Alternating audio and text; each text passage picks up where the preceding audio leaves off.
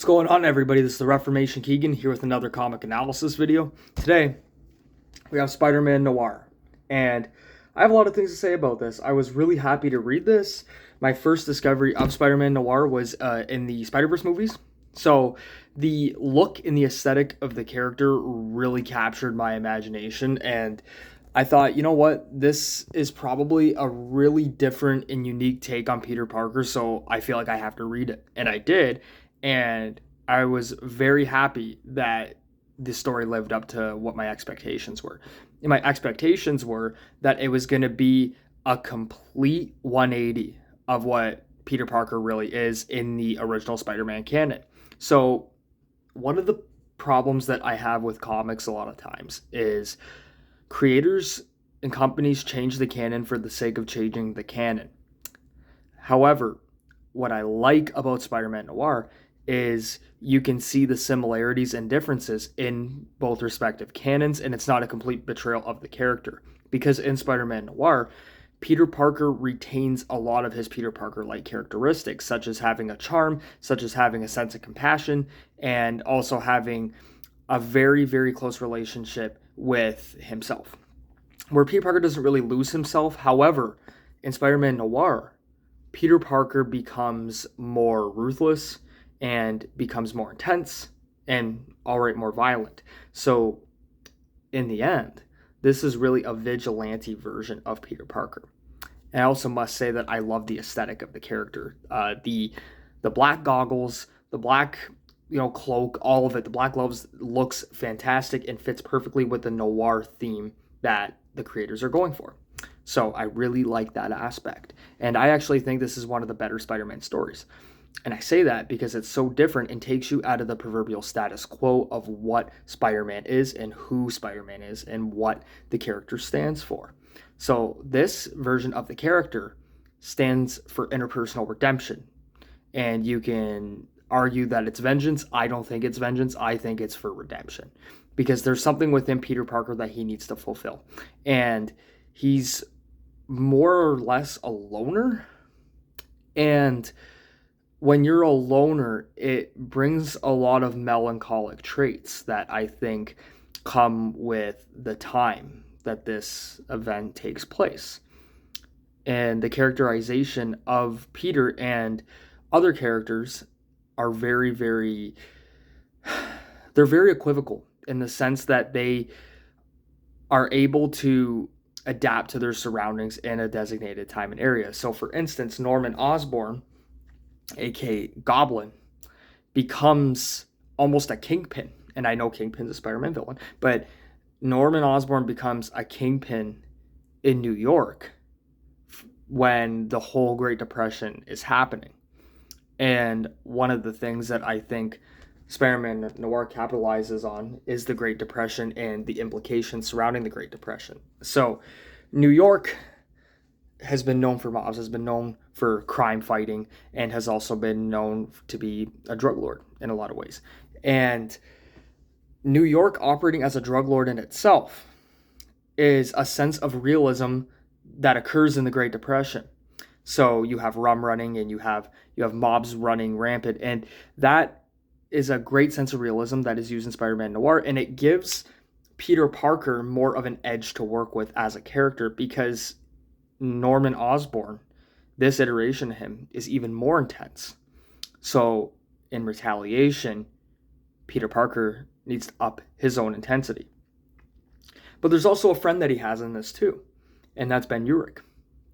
And Urich takes Peter under his wing, kind of trying to sway him away from some of his abnormal tendencies and trying to get him to look at things from a different point of view. And I don't want to spoil everything. I don't want to spoil all of it. But Urich is almost a muse for Peter Parker in this story, which I think works well because when you're dealing with a socioeconomic crisis like the Great Depression, solitude is not your friend. And we can see the implications of this socioeconomic crisis through Aunt May, where she operates as a socialist, fighting against poverty. And at this time, poverty is probably the number one issue with the Great Depression. At least that's how it's presented in this story. And when you have a society that is filled with poverty, crime's going to go up. That's where you will get the advent of, crime lords, and crime lords going to any lengths necessary to obtain wealth. So poverty creates this destiny that people have in their own minds where they feel like they need to secure more funds and socioeconomic security, which is why you have people like Osborne who already have money, but they want even more, develop more of a greedy tendency. And that greedy tendency leads to crime. It leads to murder. It leads to more money being made and put in the wrong people's bank accounts. And that is where the advent of Peter Parker stems from now, especially in this type of canon. And I also have some notes too, because there were some things that really caught my attention. And to me, this story is an allegory. And it's an allegory for the Great Depression. And the hidden meaning here is that it takes seeing corruption to learn about corruption. And that's what Peter Parker learns in this. And he learns about the harsh realities of his world and the world around him. And I think the noir aspect of the story deals with interpersonal blackness. And I'll elaborate on that. It's seen when juxtaposing this story against something along the lines of like Ultimate Spider-Man, where we can see how Peter Parker's grief and the corruption around him overtake his passions. So passions in English is a scale that really calculates one's emotional range. And oftentimes we see that Peter possesses a sanguine temperament, and a sanguine temperament's more happy, more optimistic, things of that nature. And Peter, in the original canon, like even in Ultimate Spider-Man, which is actually an offshoot, but still I consider it a big part of the Spider-Man canon, he has this sanguine temperament when still against adversity, where there's a sense of optimism and loving innocence that he has. And the noir aspect brings out a different side of the web slinger that we all know and love, because he goes from web slinger to gunslinger. And I think that's a really, really cool switch.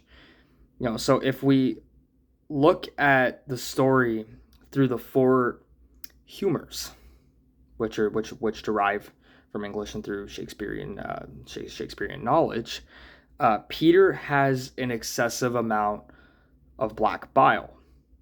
And this black bile generates melancholic characteristics in every action that he makes.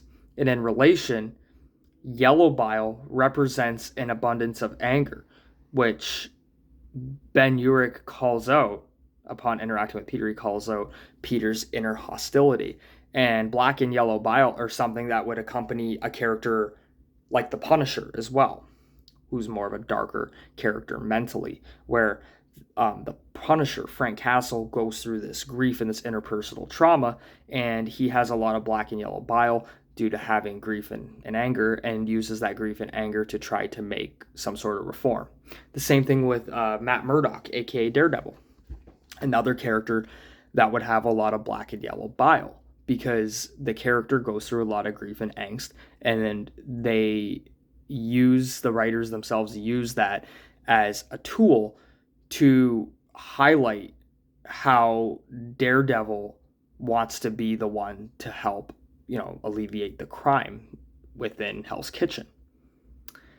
So looking at these characters through the four humors, and especially like Peter Parker, when looking at both versions of the Spider-Man canon, tells you a lot, because a lot of Peter's black bile and yellow bile comes from stuff socioeconomically and politically that he cannot control. He can't control the murder of, of Uncle Ben. He can't control what happens to Urich in this story. He can't control that he doesn't have his parents. He can't control that he only has Aunt May. So Peter's lack of control, Peter's lack of control is ultimately what leads him to becoming more of a vigilante in this story. And when Peter becomes more of a vigilante, the more aggressive he gets. And then that leads to putting a hat on a hat in terms of tragedy.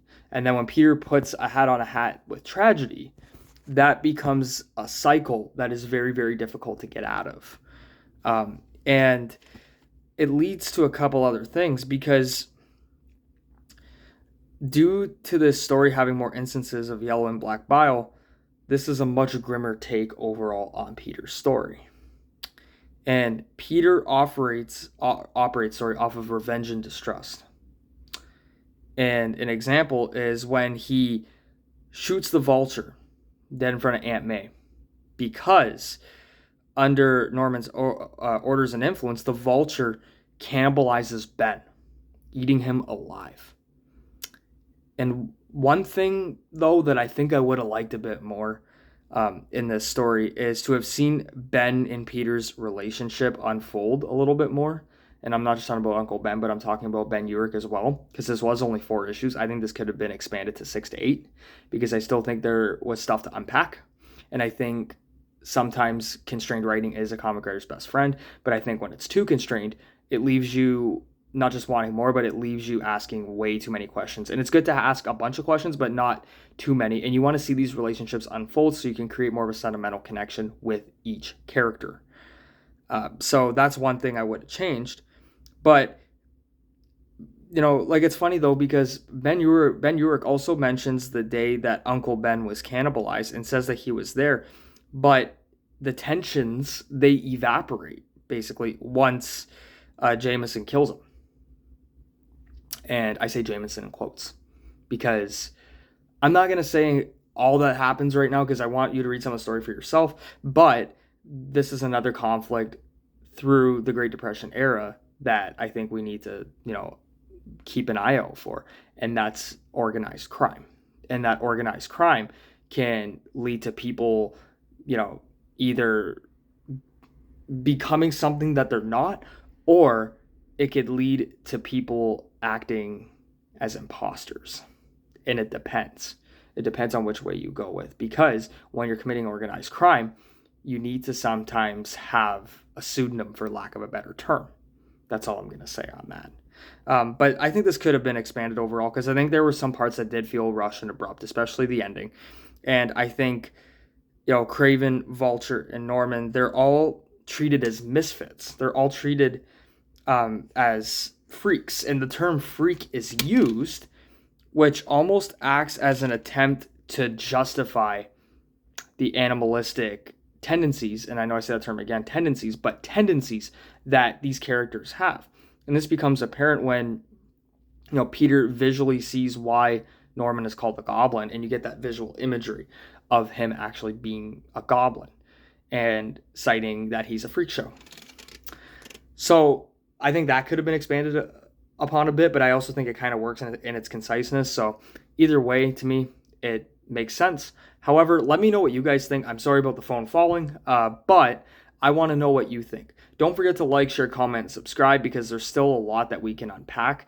And in the meantime, we're almost at 1,000 subscribers. We're halfway there. So if we can get to 1,000 subscribers, I would greatly appreciate it, so I can put out more and better content for you going forward.